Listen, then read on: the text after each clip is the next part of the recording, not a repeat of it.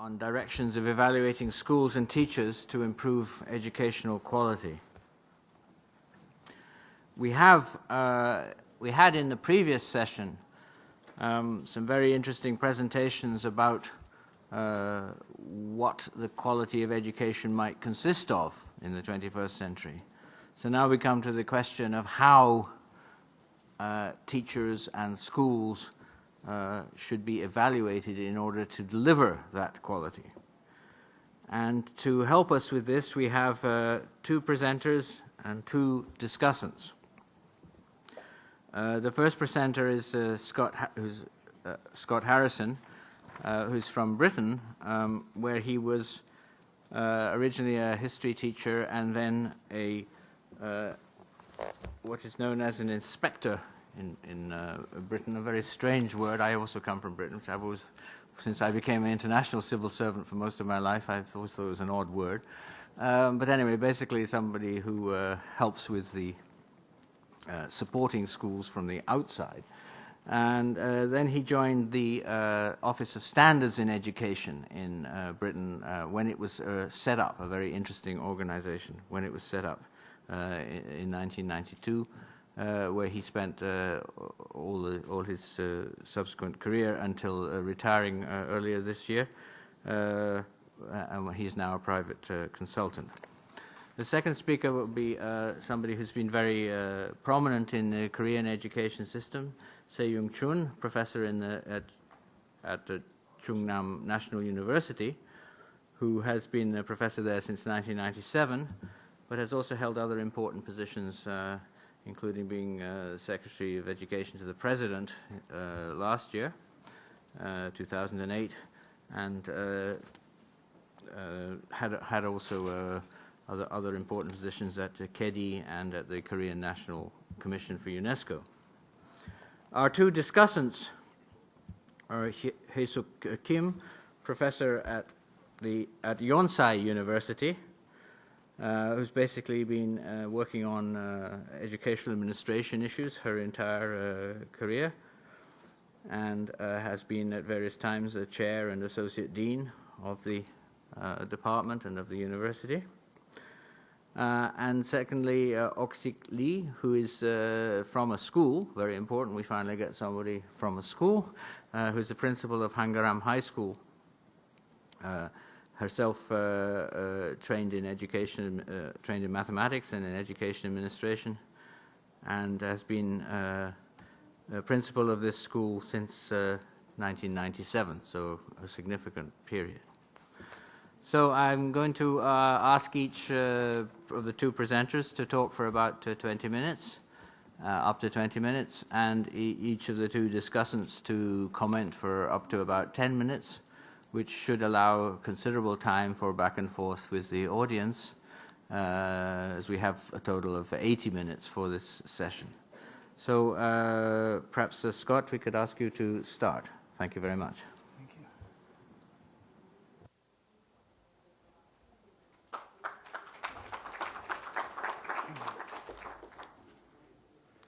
Good morning, colleagues. I'm delighted to be here, and I'm very grateful for the invitation to come. You were just told that I'm retired, and that means that I can't speak on behalf of Ofsted, but what I can do is reflect on my experiences as an inspector for nearly 2 decades to tell you how inspection in England works. I intend to discuss some policy issues, but also get into some of the practical details of inspection. In the last session, Professor Kyung-Chan Min talked about the need for evaluation of quality of education as well as outcomes, and I thanked him for feeding me this first line of my talk, because that's what I really want to talk about in the next few minutes. The role of Ofsted in evaluating the quality of education and the promotion of educational improvement. In England, Ofsted is a well-known brand name. Maybe not as well known as Marks and Spencer or Manchester United. But today, over 2/3 of people living in England use services that are inspected by Ofsted. Its website has amongst the highest number of hits of all government departments.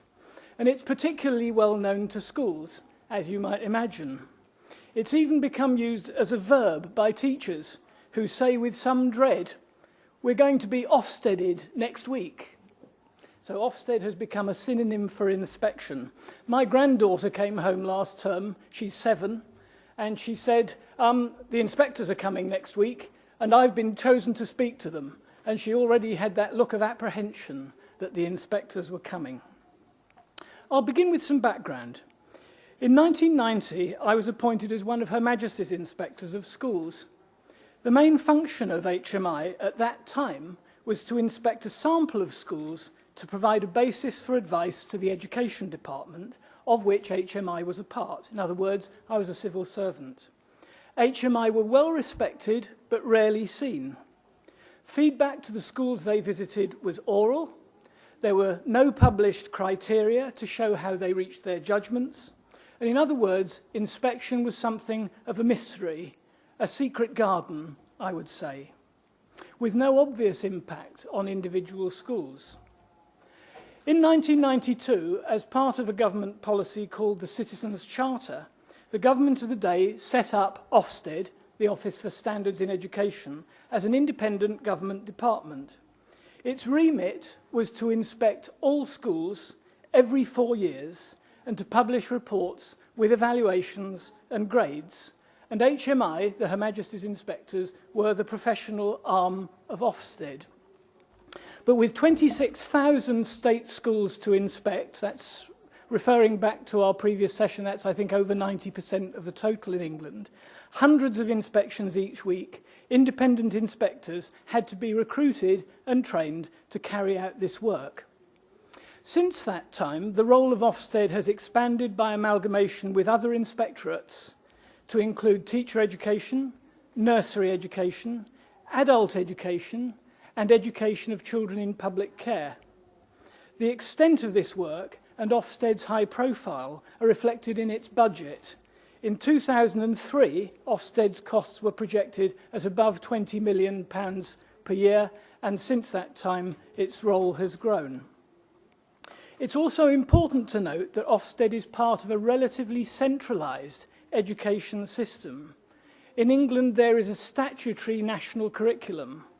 There's also an extensive testing and examining regime, and I'll return to this point later. So what does inspection involve?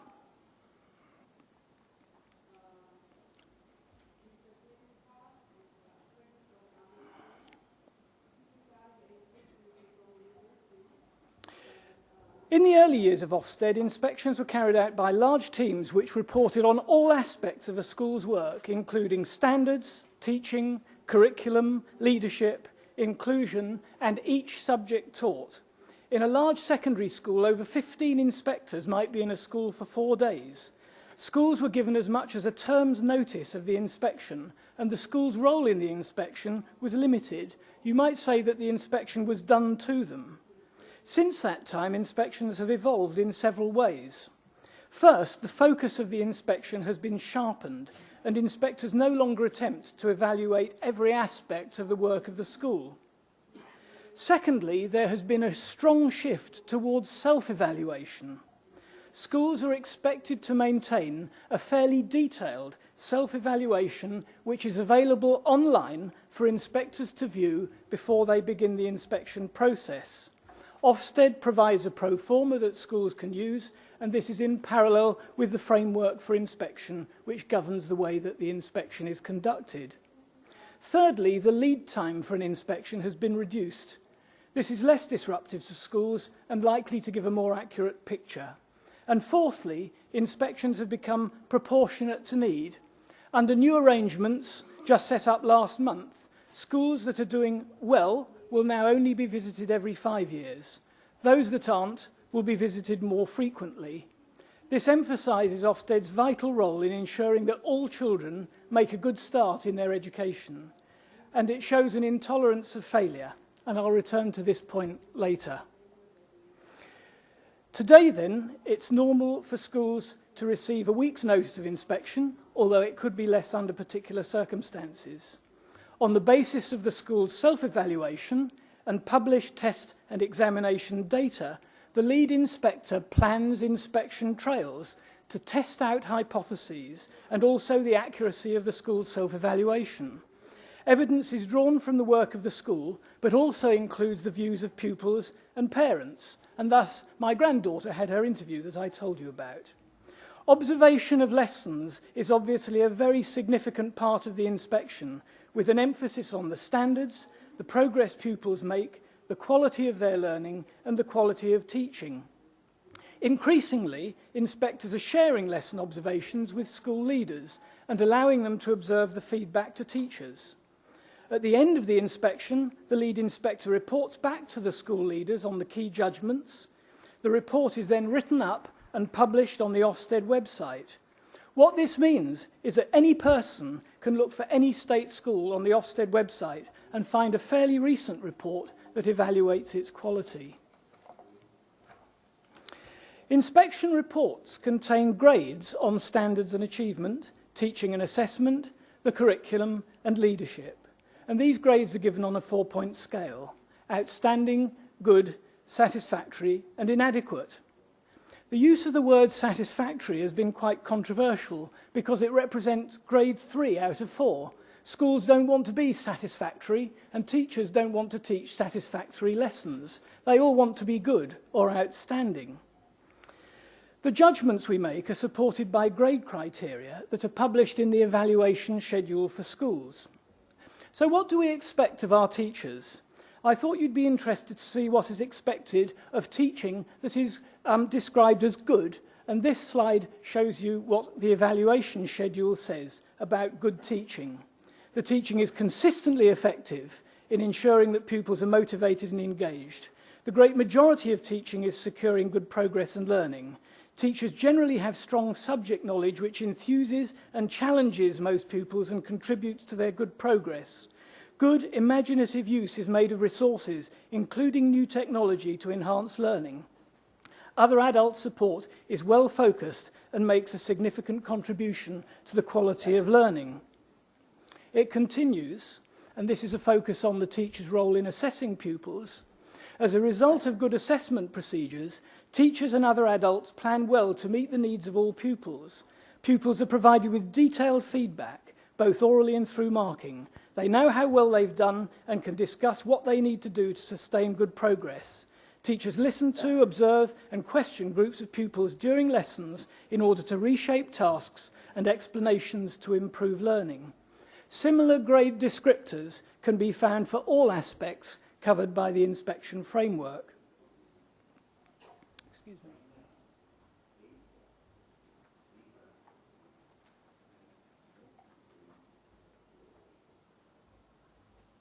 Excuse me. One of the highest profile aspects of Ofsted's work has been identifying schools that are failing to provide an acceptable standard of education. These schools are either given a notice to improve or, more seriously, are placed in special measures. In the first 10 years of Ofsted inspection, 1993 to 2003, 1,288 schools were found to be failing and were placed in special measures. Some of these were in areas of general disadvantage, with low standards, often in inner urban areas, for example, where it was difficult to recruit high-quality teachers. But there were also some in rural schools, and these were placed in special measures because their expectations were simply not high enough. Schools in special measures are given additional support by the government and by their local authority and are monitored by Her Majesty's inspectors. Over time, 85% of those schools improved sufficiently to be taken out of special measures. The remainder, 198 in number, were closed. Generally, schools that are closed reopen with new leadership and staff, sometimes in new buildings. Many, more recently, have become academies, which is part of the government's policy of providing high-quality places in areas that tend to be deprived socially and educationally. These academies have some private sponsorship, which relates to the speech we had in the previous session. They have more flexibility, and they're run as independent schools in partnership with sponsors. 10 academies were inspected last year. 3 of them were graded outstanding, 5 of them were graded good, and the other 2 were graded satisfactory. So there's strong evidence. Sorry, I've got out of synchronization with my slides.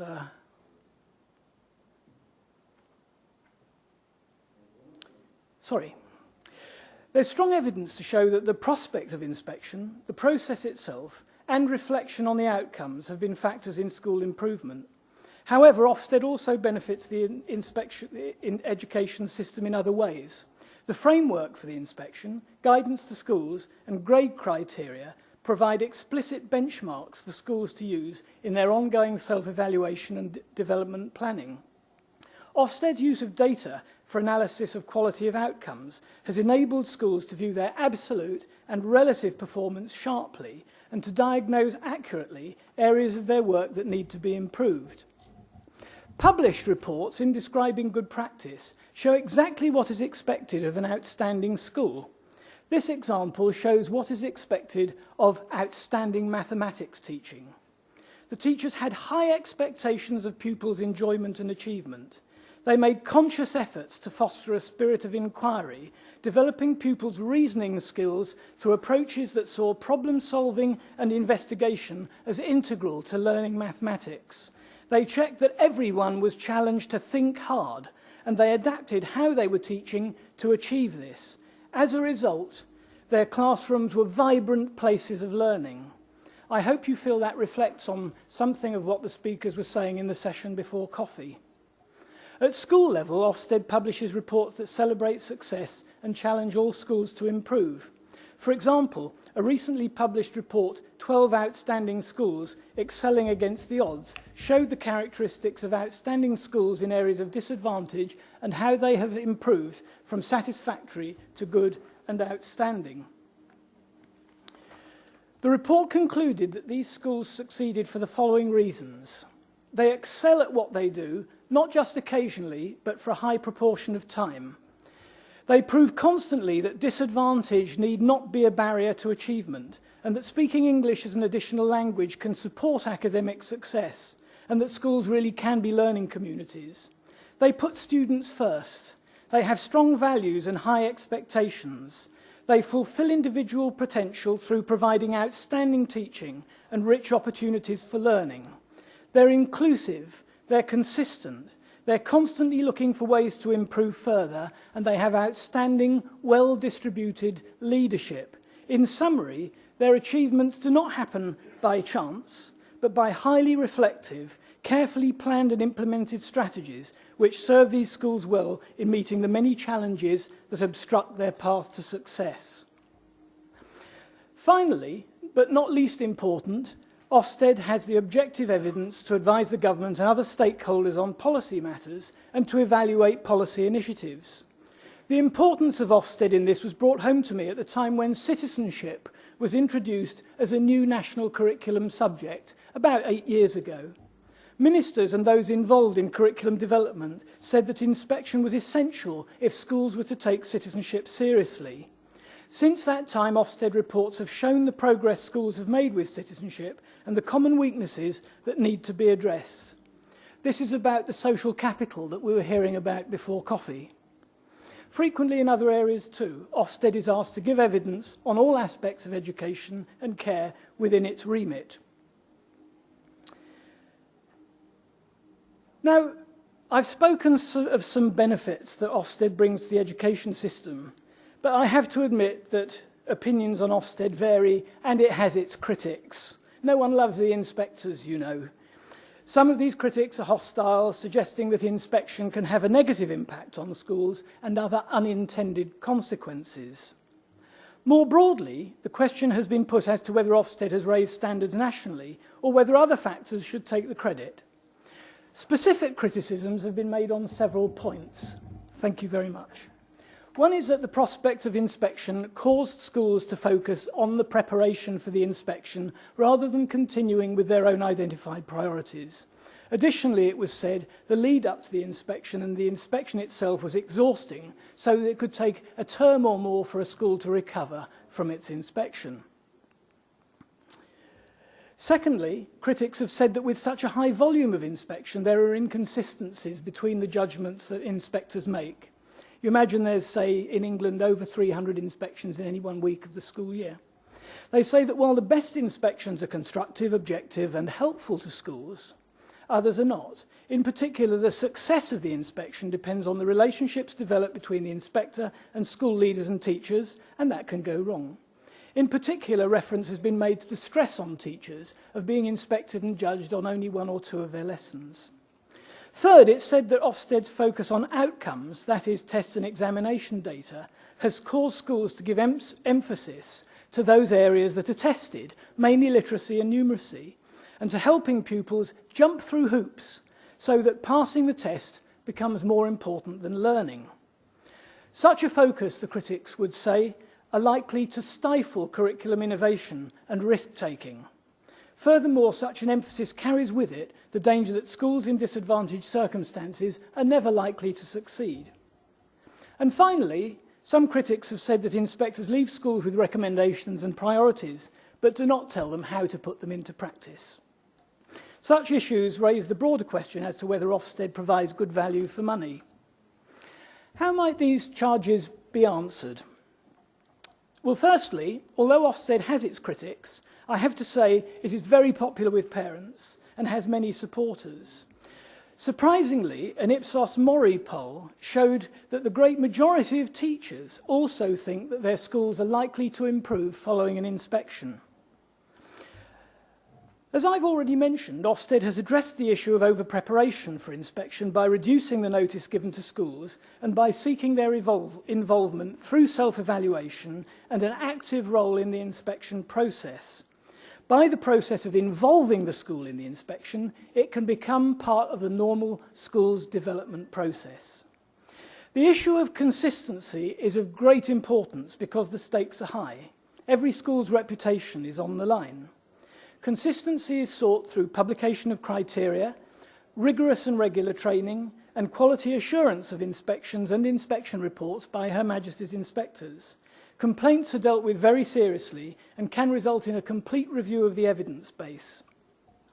Ofsted's focus on data is unreliable, and here Ofsted is part of a wider educational structure where examinations and test results are seen as a measure of a school's success, being published in the press in the form of league tables. However, Ofsted has always recognised that some very successful schools might produce relatively poor outcomes in terms of examination performance. It therefore makes judgments on absolute standards and also standards that take into account the prior attainment of the pupils, the so-called value added. And by this measure, a school well down the league tables can show that its pupils have made outstanding progress from low baselines. Similarly, apparently high-performing schools can be seen to be coasting, and one grammar school, with 95% of its children achieving very highly, was recently placed in special measures. As to the related question of Ofsted's influence on the curriculum, this is a complex matter. It relates to what we were talking about creativity earlier. The question is, does the focus on data and the anticipation that a particular curriculum or teaching method find favour with the inspectors cause schools to be less innovative or less creative? Ofsted's response is that this should not be the case. The criteria for inspecting the curriculum and teaching relate to the appropriateness of the curriculum for the individual pupils in the school, a tailored curriculum and varied teaching methods that suit pupils' needs.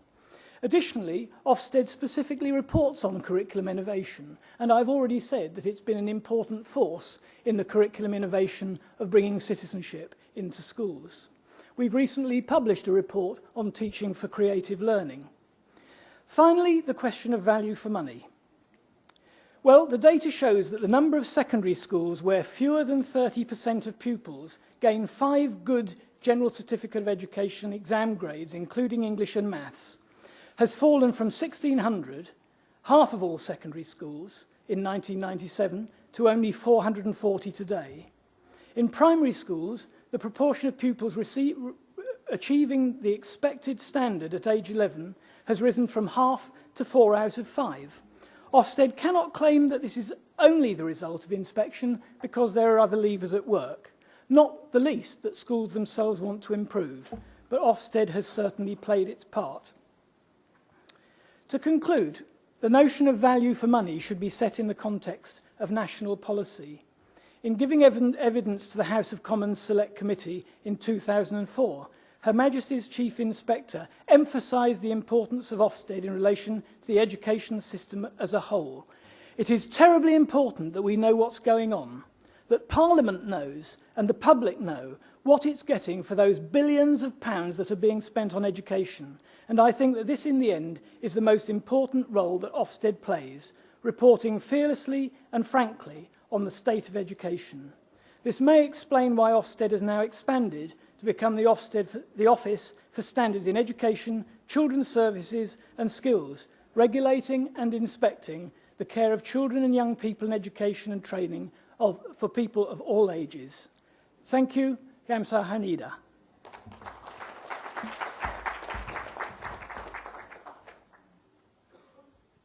Well, thank you very much, Scott, for that very comprehensive overview of an office which has become quite well known internationally.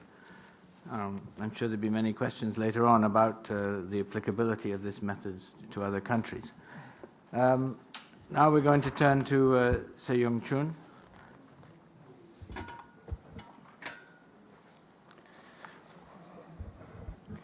It is my great honor to share my ideas with you all from the world, and I express my thanks to the organizers who invite me. And I'm trying to speak in English, even though my English is very poor enough for your understanding. The reason why I'm trying to take this risk is to invite you to feel how difficult to speak in other languages in this global world. And this is Korean dilemma of education as well. I'm going to talk about another Korean dilemma of the teacher policy. That is, we have best quality teachers versus they show the least satisfaction both from the teacher themselves and the parents and student groups, even though we are showing the highest performance in the international assessment. This is my chance for me to invite you to find any kind of clue to make a combination between Korean situation and world situation. Let me try this doing. It's working up here. Just look up there. Not this one. I should do that. No, this is not working. It doesn't work. Sorry. Okay. All right. Do you hear me? All right.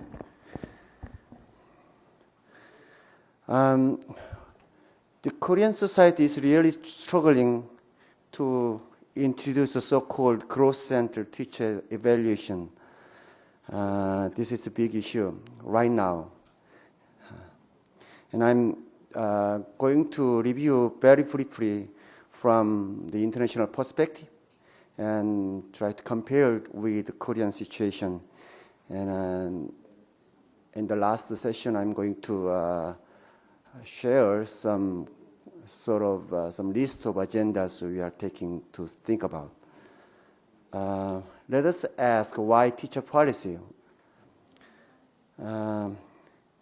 Yes, we know the teachers, the most influential resource in school education, even though we are talking about the child-centered or teacher-centered or learner-centered education. But as we know, the lion's share of the educational budget goes to teacher salary. This is an OECD report averaging. But as you know, the teachers are really the essential to raise the quality of education, even though the performance vary wide depending on teachers and depending on school situation and also students themselves. But anyhow, the lifting teacher quality is the most important issue to upgrade the student performance. The important, difficult issue right now is the traditional roles of teachers are changing very much, and they are expected to take much broader roles at the individual student level to the parents and community, such as at the individual student level, they need responding to very different individual learners, but they need to integrate formative and summative assessment for students. In the past, they may select either one or the other. But at the classroom level, the teachers are dealing with multicultural learners. And so they should integrate the student with a special need. And also in the curriculum-wise, they need a new cross-curricular emphasis. At the school level, they should work and plan in teams rather than individual level. And they should use many ICT technologies in teaching and administration as well. And at the level of parents and community, they should provide much more professional advice even to students. But there are many international concerns which are very common to many countries. The most one is they have difficulties of attracting and developing and retaining effective teachers. There are many other job possibilities for university graduates. Teacher salaries have fallen relatively to GDP per capita, which is slightly speaking differently in Korea anyway. And they have very limited prospects for their career path.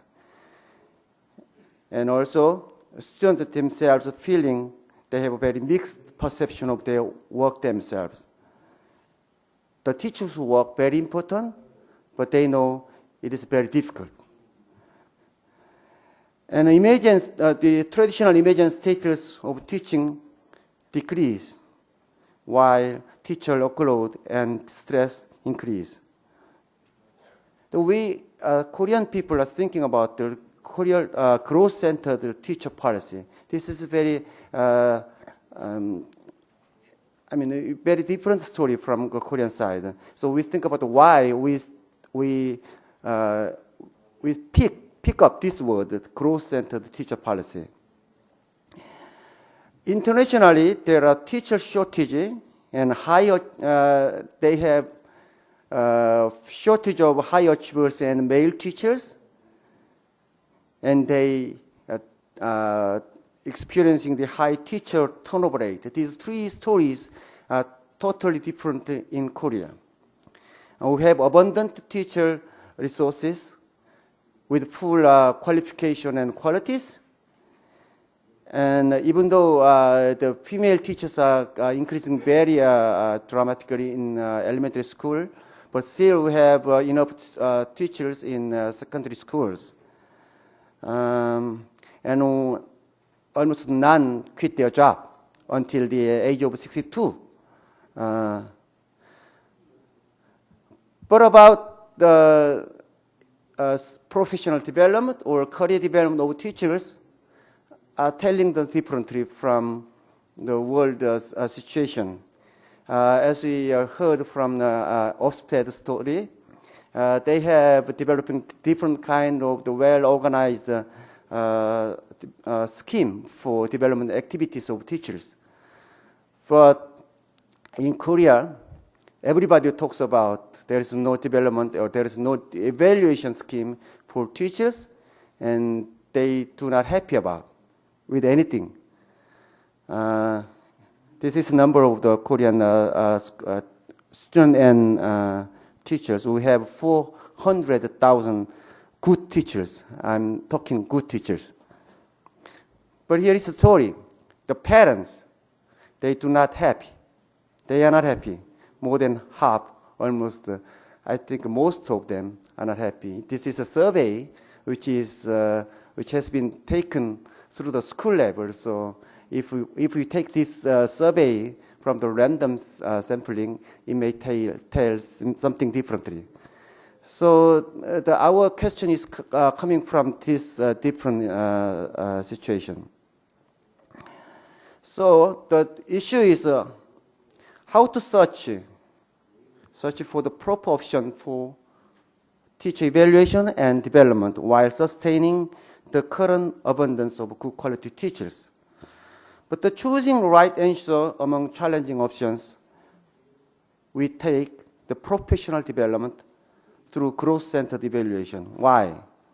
The teachers, they are already well qualified and almost tenured, but they claim for problems of teaching caused by government policy, not by their own faults.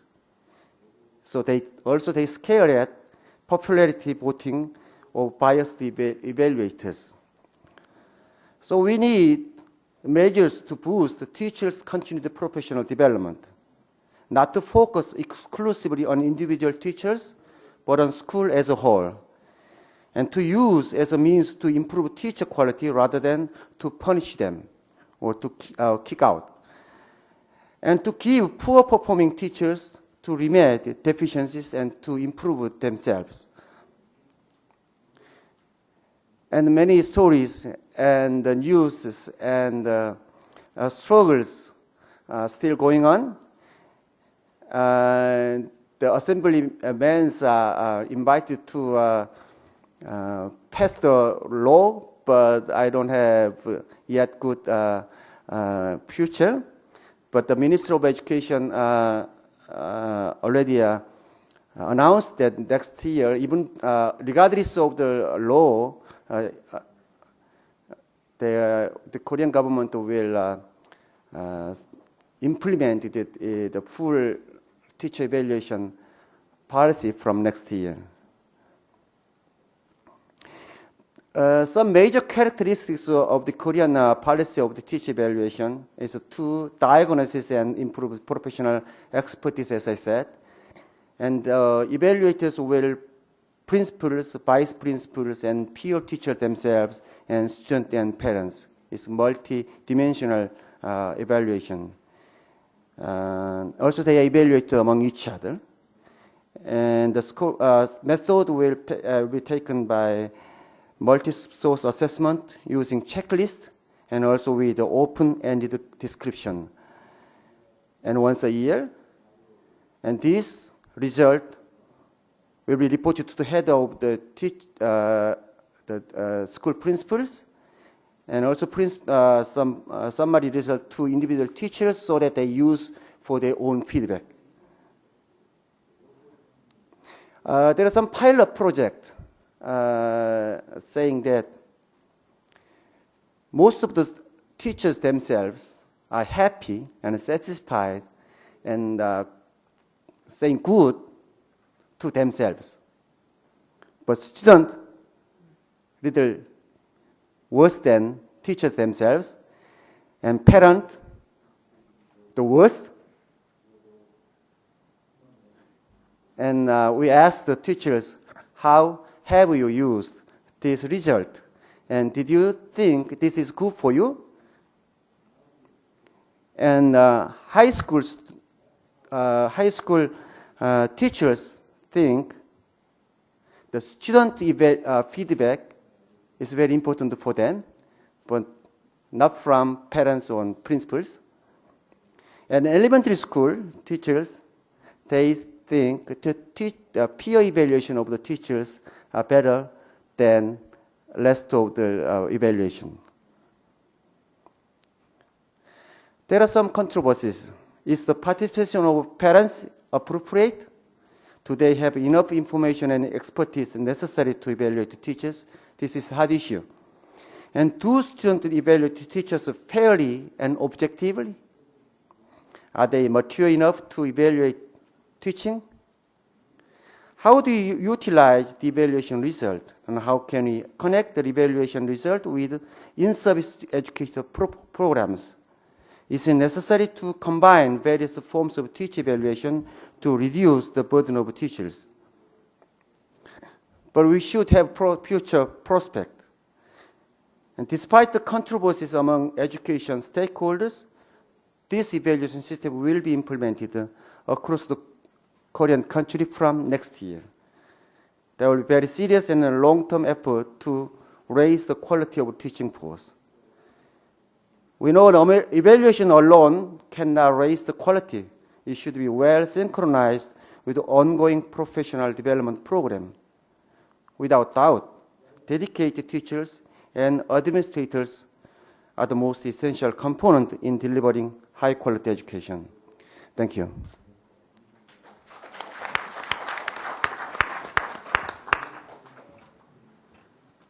Well, thank you very much. Two very contrasting experiences. Now we have our two discussants. The first will be Hesuk Kim from Yonsei University.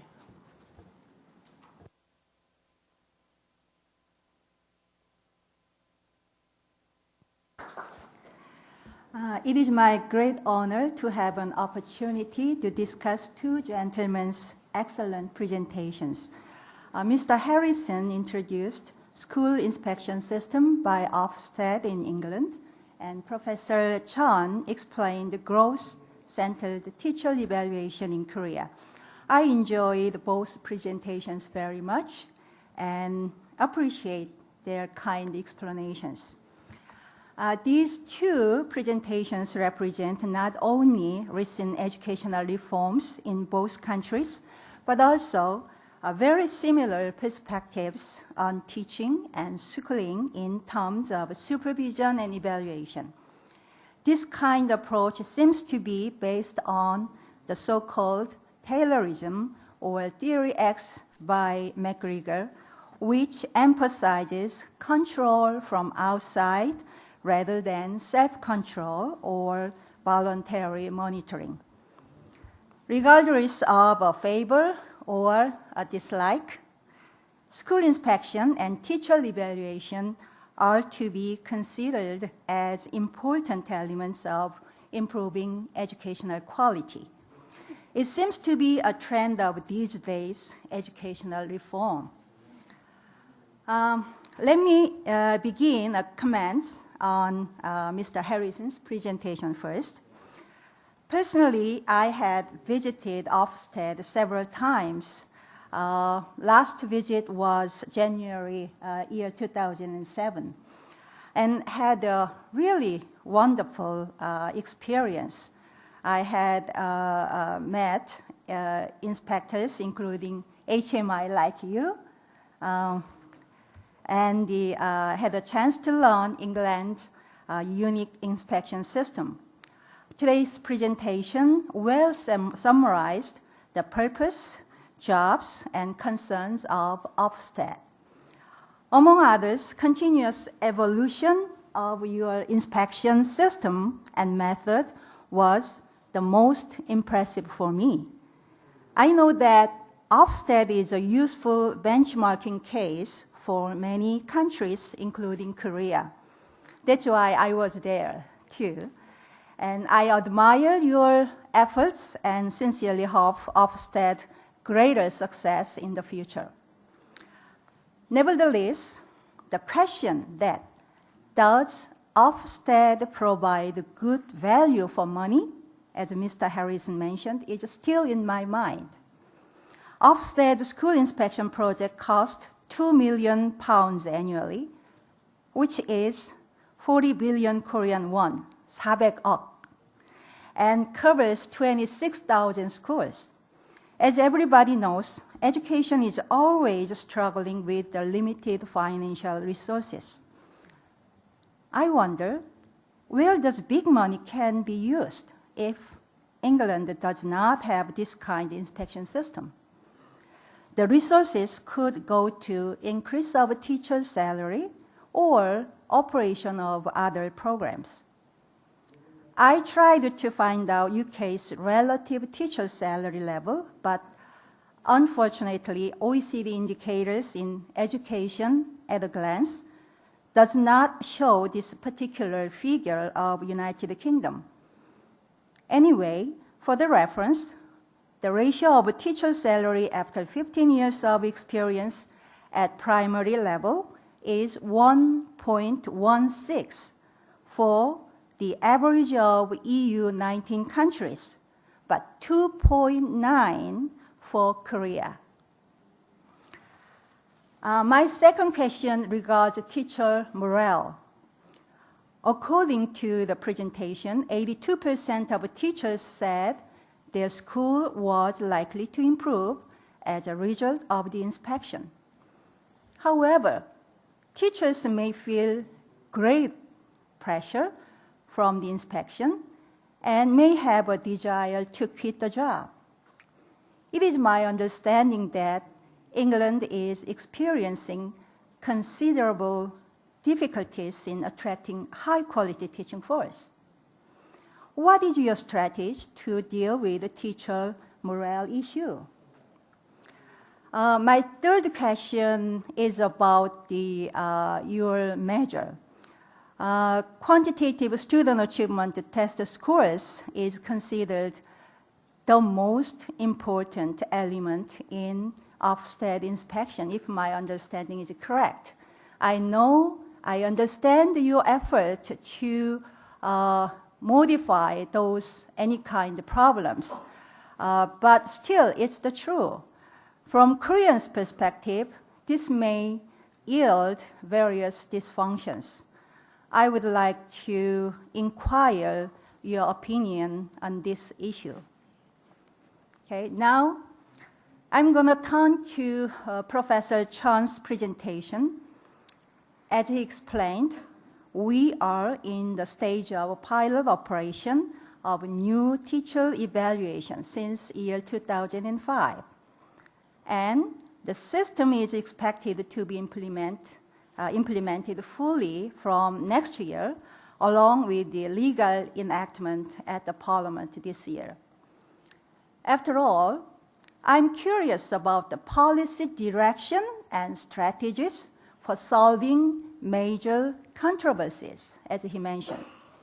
Especially my number one concern is the combination of current various teacher evaluations for promotion, merit pay, and teacher growth. We dealt with the third one today. The existence of at least 3 different types of teacher evaluation is unnatural, inefficient, and produce unnecessary burden for teachers and administrators. Even though Professor Chan did not explicitly mention, the current form of growth-centered teacher evaluation seems to be a product of compromise between the educational administration, MOE, and teachers in order to avoid serious conflicts between them. Teacher organization all teacher organizations actually have strongly opposed more systematic teacher evaluation, as you know. Because of this, the growth-centered teacher evaluation resulted in somewhat strange form. It is my understanding that the KFTA, the biggest teacher organization in Korea, changed their position recently, and other teacher organizations are also reconsidering their previous positions. Therefore, it is time to study when and how to combine these various teacher evaluation systems. From my perspective, the essential task for Korean teacher evaluation beyond the explained controversial issues is how to obtain trust from teachers. How can we make the different kind of culture between both sides? Teachers do not trust educational administration and government. Accordingly, it seems to be inevitable to let parents, students, and colleagues, teachers I mean, participate in teacher evaluation at this stage. As an alternative to acquire trust in the future, I would suggest fundamental change in the training, licensing, and employment of educational administrators, as like in the US and other Western countries. If school administrators were recognized as experts who possesses sufficient knowledge and fairness in the process of educational administration, including evaluation, the form of teacher evaluation may need to be differently designed. Thank you very much.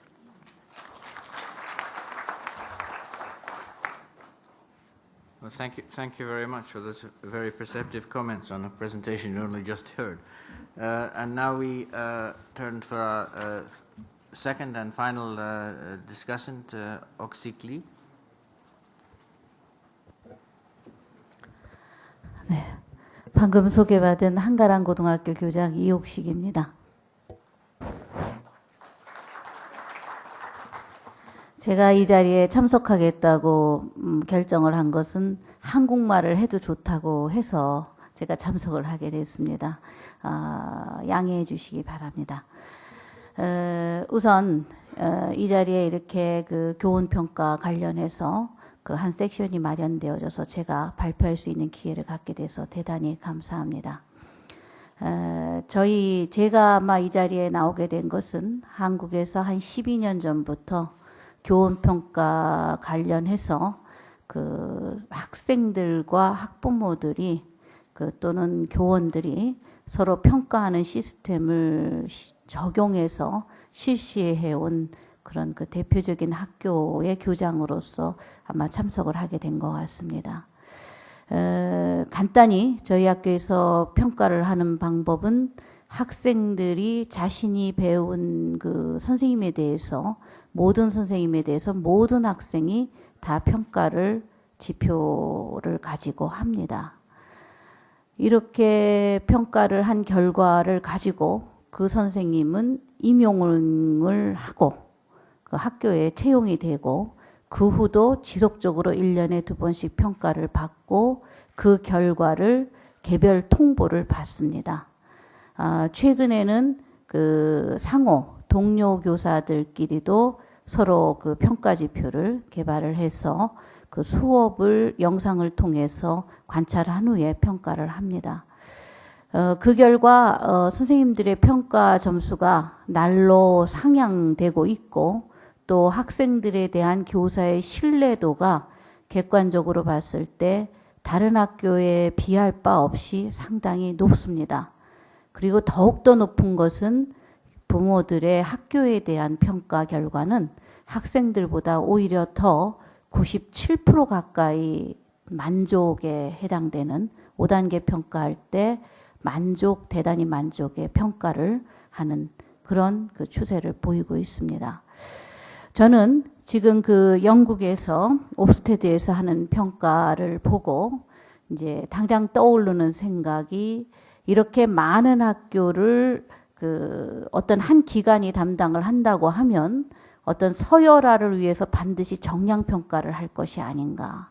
근데 그 정량평가가 학교 구성원에게 질문서를 한다고는 했지만 구성원의 만족도에 대해서 정말 그 짧은 기간의 관찰을 통해서 그것이 객관적으로 평가될 수 있는 부분일까라고 하는 의구심이 하나 들었고요.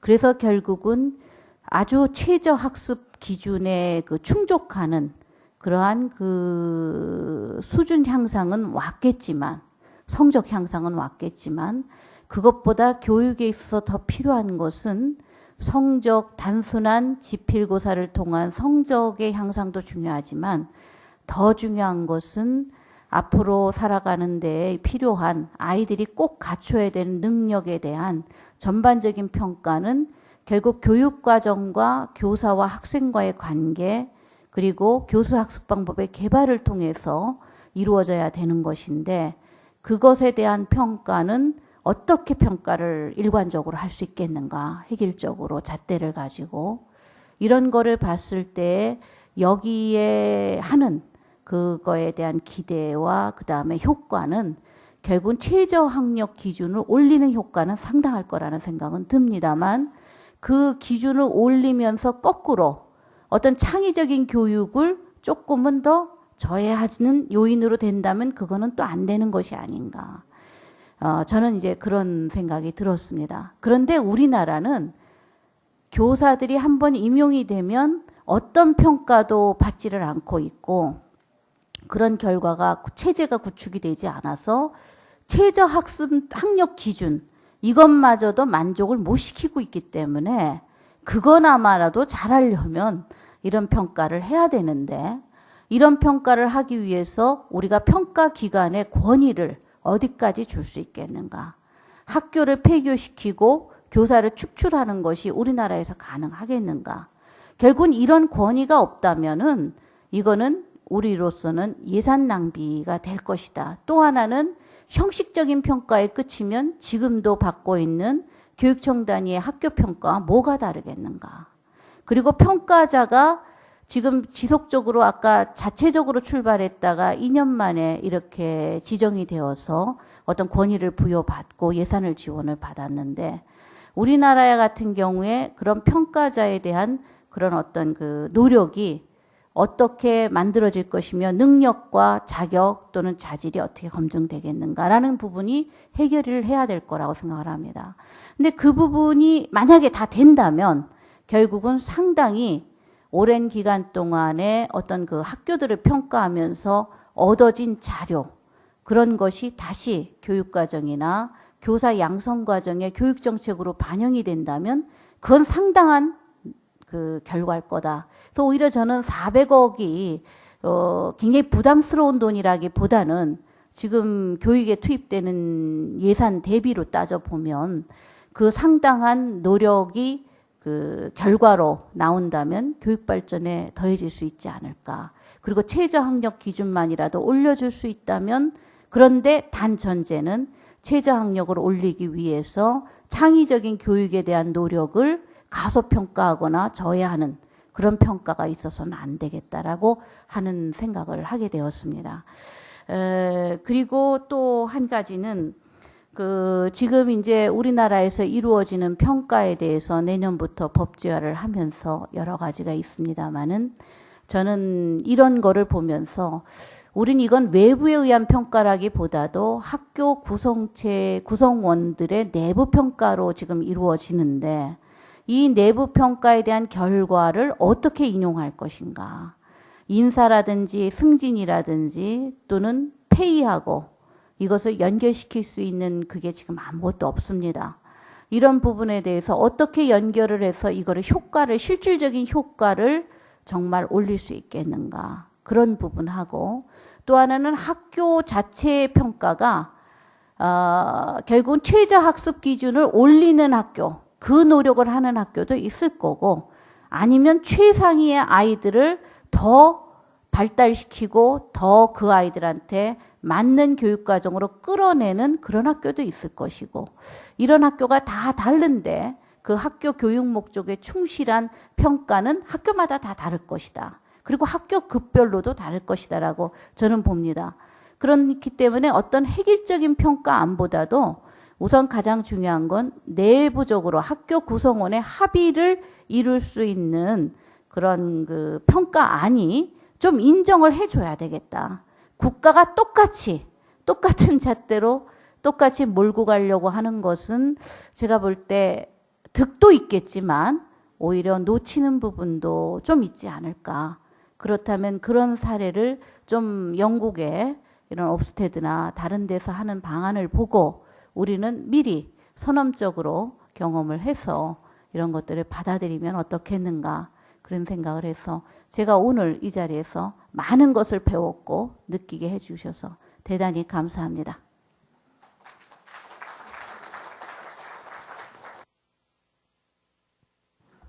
Thank you very much. Both our commentators actually put some pretty specific questions to our original presenters. What I propose to do is to collect some more questions from the audience, then give each presenter sort of 5 minutes to respond to these various points. One of them doesn't look very happy with that. The other looks okay with that. Gentleman over here.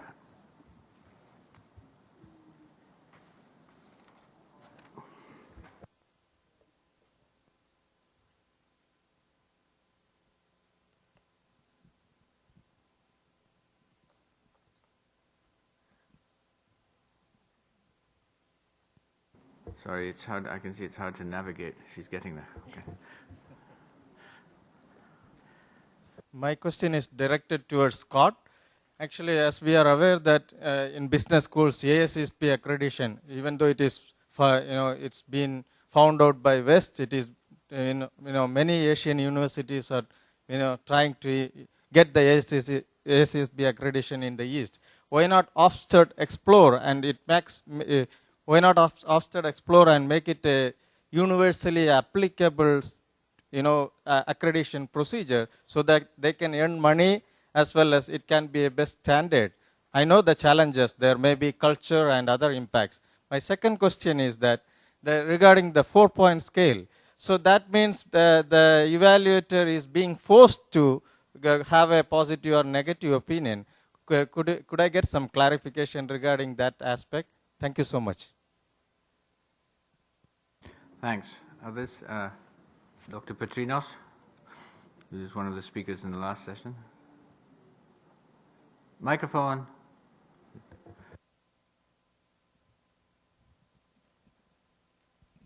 Thank you for those excellent presentations. I learned a lot about the Korean system that I didn't know.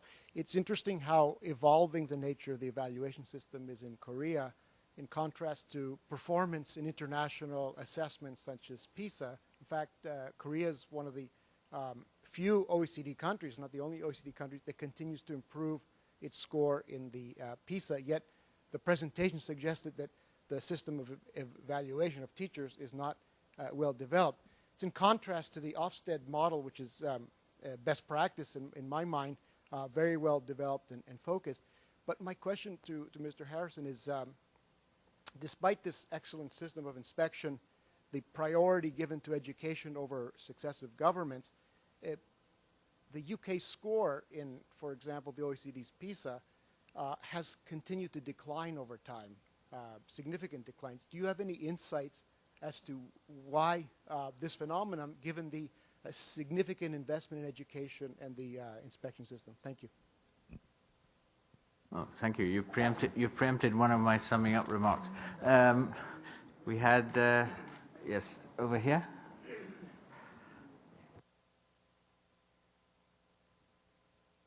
Thank you for your presentations. My question is going to Dr. Jung.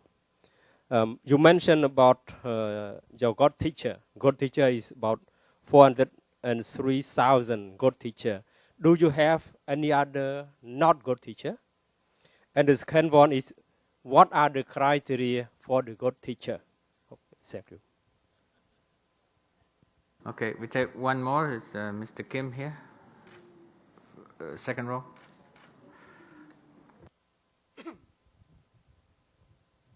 I'm Gwangjo Kim, Director of UNESCO office in Bangkok. I thank you very much for your excellent presentation. My remark or question goes to Mr. Harrison. Thank you very much again for your wonderful introduction of Ofsted. When we speak about education system and the good one, we may think of the ingredients of good education system like curriculum that is relevant to society and public, productive sector, and pedagogy which deals with students' needs, assessment, evaluation, like you point out, that looks at the value for money, and so on and so forth. We know that the UK and particularly England has education is one of the best in the world, if I'm not mistaken, regardless of the PISA test score. Now, from what I understand from your presentation and my prior knowledge about Ofsted is focusing very much on the schooling results, and that on cognitive skills, like you pointed out, numeracy and literacy. And as such, this will give incentives for both learners and teachers to deliver good test scores. But whereas in this part of the world, I'm not sure if the system in Korea or any other Asian country need this kind of arrangement, quality assurance mechanism, because the system is already or heavily influenced by test-taking culture, I should say. And that high-stake examination like college admission and or other things. So from what you know about Ofsted and your experience in England, UK, do you have any advice to countries in this part of the world where the system is already fatigued or overloaded by all kinds of tests and examinations? In other words, is there any other way of looking at school results, especially non-cognitive skills, the kind of skills that is required by business enterprise like teamwork, etc.? So I would like to hear from you about your insight or your lessons. Thank you. Okay, thanks. So now I'll ask each of them to react. They could also, if they wish, comment on each other's presentations, which they haven't had the chance to do. Who would like to go first? Mr. Harrison, okay. The hardest question was, of course, the one about the test scores and PISA, and I don't know where to begin with this. What we've observed in terms of our own internal data is steady improvement. What we can't explain is why children who are doing quite well in maths tests in exams in the English system don't seem to be doing as well in the international tests. Maybe they're too good at problem solving. I don't know. So I'm ducking that one. On the 4-point scale, you're quite right, sir. It does force the issue. We did have a 5-point scale, and they said that inspectors, I think the expression is deviated towards the mean. They were all grading everything at 3. So they introduced a 4-point scale to try and force that. Satisfactory, as I said, was the word that was introduced for grade 3. Now, Charles Dickens would have turned in his grave at this, because Mr. Pickwick, eating his meal, would say, that was very satisfactory. Now, for Ofsted, I'm afraid it's not good enough. So that's a problem, but we do have the 4-point scale. The focus on tests, well, I tried to address this a little. Let me give you a brief case. I inspected a primary school in inner London where all of the school's focus was on numeracy and literacy. The parents were happy with the school, the children liked it there. I gave it a notice to improve. I graded it as unsatisfactory because of all the other things that were missing in terms of the quality of the education those children should have received. It took the school a year to put that right.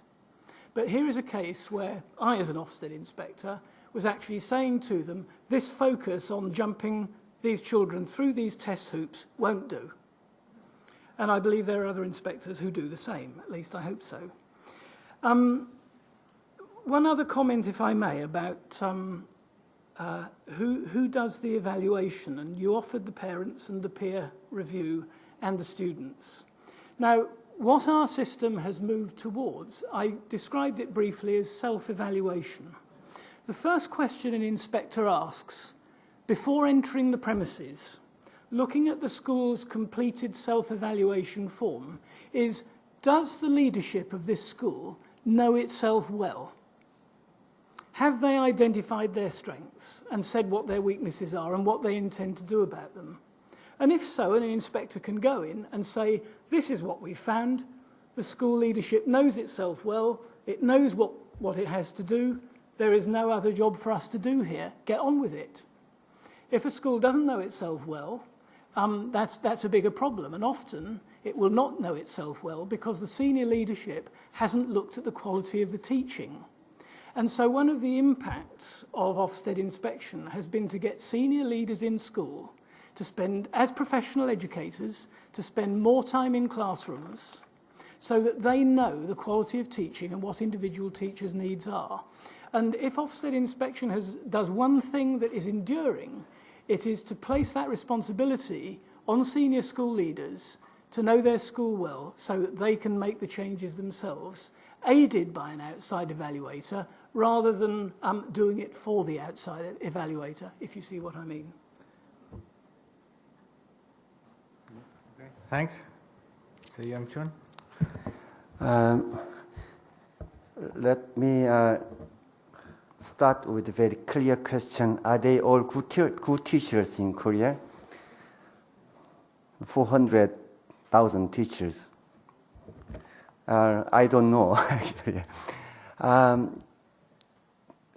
The good here I used by very external qualification or indicators. They are all graduated from university, four-year college, and they are very happy with their salaries. They are very happy with their tenure.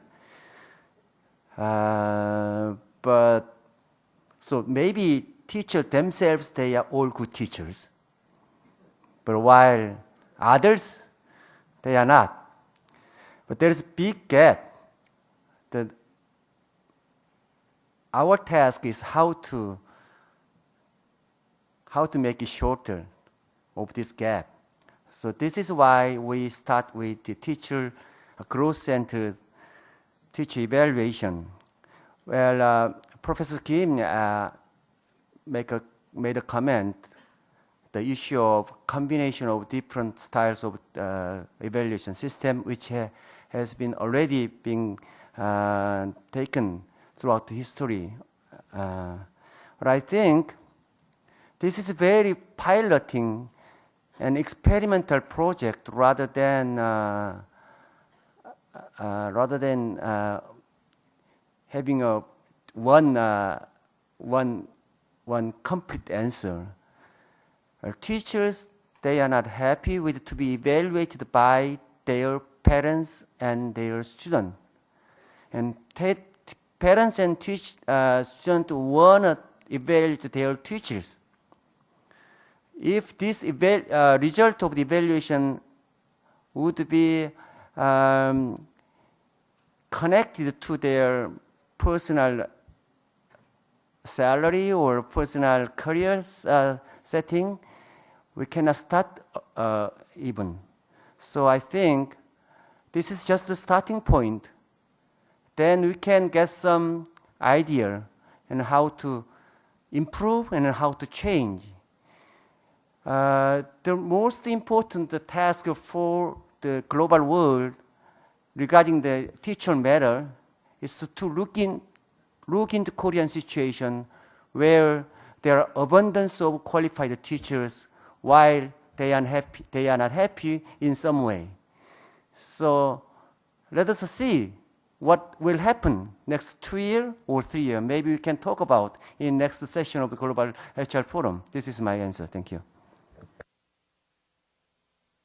Okay, well, we have about 8 minutes left, so we have time for another round of comment or question. Oh, gentleman over here.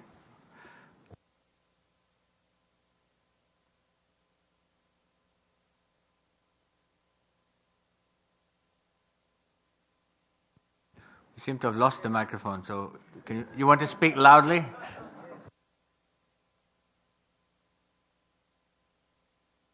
Up here. Okay. I'll repeat it afterwards.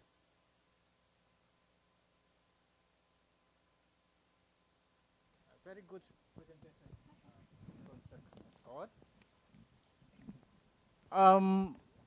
We know that assessment for learning, phase assessment of learning. I often believe assessment for learning because you to improve the quality of education in the school. But how about assessment of learning? Because assessment of learning become high-stake exam. So what do you see in that? English follow which one? Two kind of philosophy in the world. Thank you so much. Okay, thanks. Anyone else?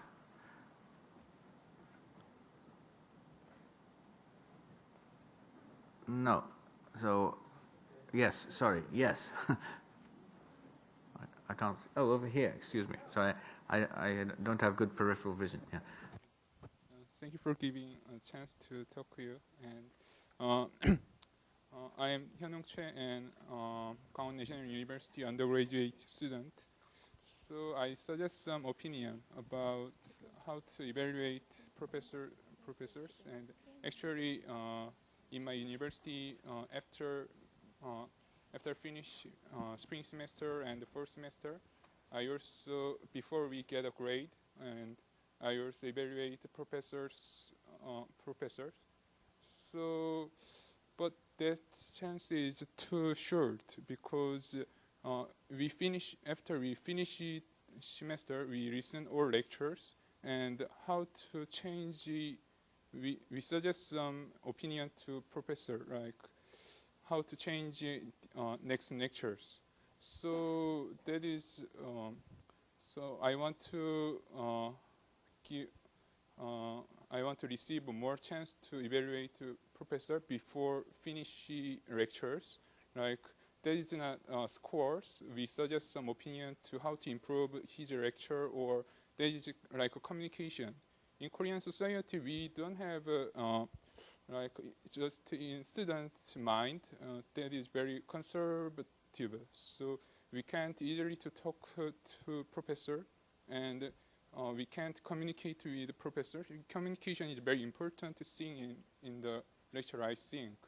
So professor give more chance to give more chance to how to improve his lectures in his class, and he also receives some opinion from his student, and how they also changed it in his lecture now. So I think it's just a suggestion, and so that is. And if someone also receive a professor, and a professor also receive the suggestion, and that is more important thing in class. That is also, if next time they scoring his grade, and that is also he also improve his grade. I think that is important thing. Okay, thanks very much. Yeah. You may need to ask your question again in the next session, which is about college level, university level quality and improvement. But anyway, I'll ask each of our presenters if they want to respond to briefly. Respond to that? Short response. Yeah. 1 minute each. Yeah, 1 minute. I'm also evaluated during the lecture, but I don't like to be evaluated as often as possible for myself. But I told already in during the presentation, teachers some way they told us that they are telling us that this kind of evaluation is something making very good suggestion for their teaching. So I think the situation right now is the teachers themselves have some kind of scaring about something which they have never experienced yet. If they have experience, they will get some idea. So the most important thing is that to start and to think. This is my answer. Okay, the question about assessment for learning is very important. I think in the past, teachers have emphasized the end of unit test. You teach, you test, see how much the child has learned. Assessment for learning is where the teacher engages with the process and tries to find out what the stumbling blocks are in the children's learning. And this is where teaching becomes more individualized. It's a very difficult aspect of assessment to practice. But for me, a teacher who does assessment for learning and at the end is a good assessor of the learning that's taken place has achieved a good balance. I hope that answers your question, but it's a very important area of strategy in England at the moment to try and get teachers into assessment for learning. Okay. Well, we come to the end of our time. I won't attempt to summarize the whole discussion. I would just make a couple of remarks. The first is I do think that it was very pertinent, Dr. Petrino's question about the relationship between all these types of evaluation, inspection, and so on, and overall results. And Mr. Kim's answer was very important there also about it depends on the broader kind of environment in which the school system is operating. So one of the key things clearly is that what is important is going to vary a bit from country to country according to that context. So I think it was very interesting that we heard about the English and about the Korean experience. It might be in future years useful to hear some other experiences, because there are some other different ones which are quite interesting also. The second point is quite aside from the issue of trying to improve quality through these type of evaluations and inspections, it is important also that I think that as part of the sort of democratic accountability that these things occur. And this is another important element, quite aside from whether things change or not, that you know, the Ofsted process through everything being available on the websites and so on, that means that any citizen in the country can find out how schools are doing. The involvement of parents in the evaluations in Korea also is another important type of accountability. So it is important to remember that, you know, in democratic societies where education is often the second largest spending area after health, that you know, this accountability is very important. So I think we'd all like to thank our two presenters and our two excellent discussants, and we close the session. Thank you.